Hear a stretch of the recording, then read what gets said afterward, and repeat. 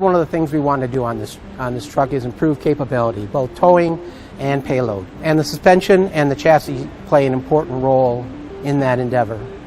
The all-new Ram 1500 has the smartest frame in the segment, which includes a 23-degree splayed railed system out in front of the truck.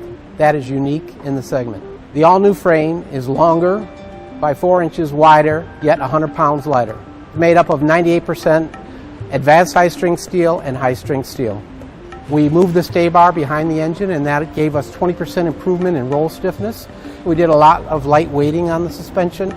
Aluminum front control arms. We do aluminum front knuckles. We did hollow front stay bars, hollow rear stay bars, the front lower control arm crossmember, and the transmission crossmember. All of which was to save weight and improve the fuel economy of the vehicle and give us the ride and handling that we were looking for. We worked with our shock supplier and used their new patented what's called frequency response damping shocks on this vehicle.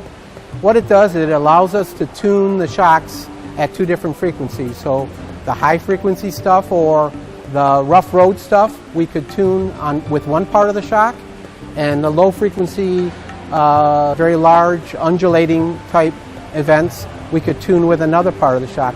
We're kind of excited about air suspension on the Ram 1500. We're the only truck in this segment that offers it.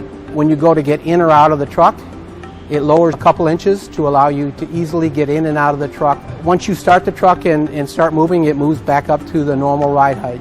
When you get up above 35 miles an hour, the truck drops about 15 millimeters, and that's to provide fuel economy improvements when you're driving down the road because the truck is riding slightly lower.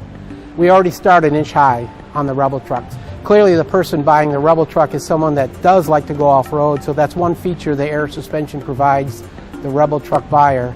We took the base wheel of the Ram 1500, we increased it to 18 inches. That allowed us to fit a 14.9-inch rotor in the front and a 14.8-inch rotor in the rear to give us the largest brakes in the segment.